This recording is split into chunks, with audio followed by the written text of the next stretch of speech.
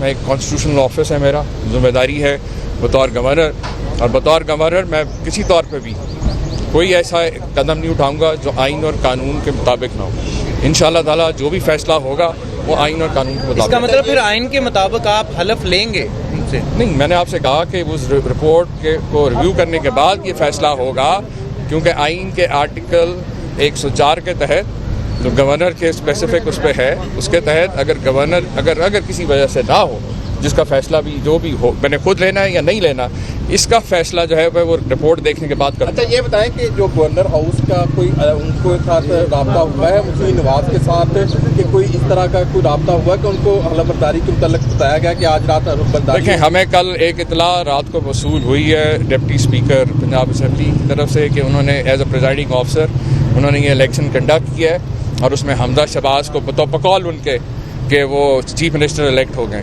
लेकिन जो कल कुछ हुआ है, आप लोगों ने दिखाया, आप मीडिया के दोस्तों ने जो कुछ दिखाया, जो वहाँ पे जो कुछ हुआ है, उसके ऊपर मैं समझता था कि बतौर गवर्नर मेरा फ़र्ज़ बनता है कि उसके ऊपर रिपोर्ट मांगी जाए, देखा जाए कि इस इलेक्शन की क्या लेजिटिमेसी क्या है, किस तरीके से ये सारा कंडक्ट किया गया है, इसमें क्या ट्रांसपेरेंसी थी या नहीं थी। वो तो ज़ाहिर है जो असेंबली के रूल्स ऑफ बिजनेस हैं वो सेक्रेटरी असेंबली ही बता सकते हैं, और उन्हीं के पास सारा रिकॉर्ड भी है। साहब ये बताइएगा कि परवेज़ इलाही साहब तो एक्शन का रिएक्शन हो सकता है कल जो है एक्शन का रिएक्शन हो? देखिए, मुझे एक बात बताएं, मैं मज़ीद ज़्यादा बात नहीं करना चाहता।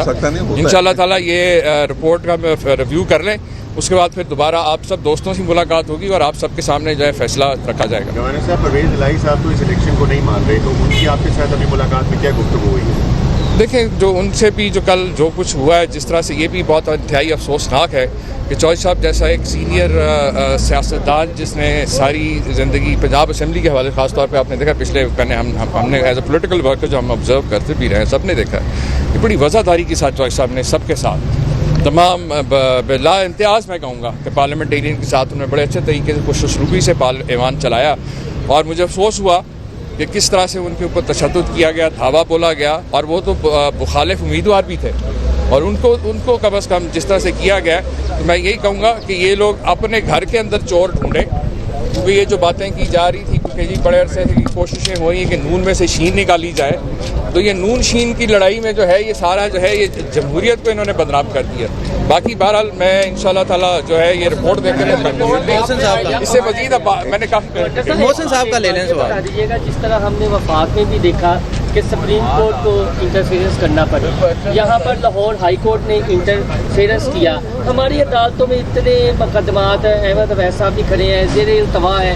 ये क्या रातों रात होता है कि जब किसी को फेवर देनी होती है तो अदालतें भी खुल जाती हैं और फिर खुद ही एक्शन ले लिया जाता है। तो अदालतों के कंडक्ट के हवाले से आप क्या कहें? अरे भाई, मेरा ख्याल है आप सब मीडिया के दोस्त जानते हैं, यहाँ पे बहुत से चेहरे शनासा हैं जिनके साथ मैंने खुद कंधे से कंधा मिला के इस अदलिया की आज़ादी के लिए इस मुल्क के अंदर आइन और कानून की बालादस्ती के लिए डंडे भी खाए हैं, आंसू गैस का सामना किया है, जेलों का सामना किया है। हमारे ये वकला जो है कई दिन जो है जेलों में पड़े रहे, जब ये दूसरी जमातों के लीडर लंदन और जद्दा में बैठे याशियाँ कर रहे थे, आपको याद है।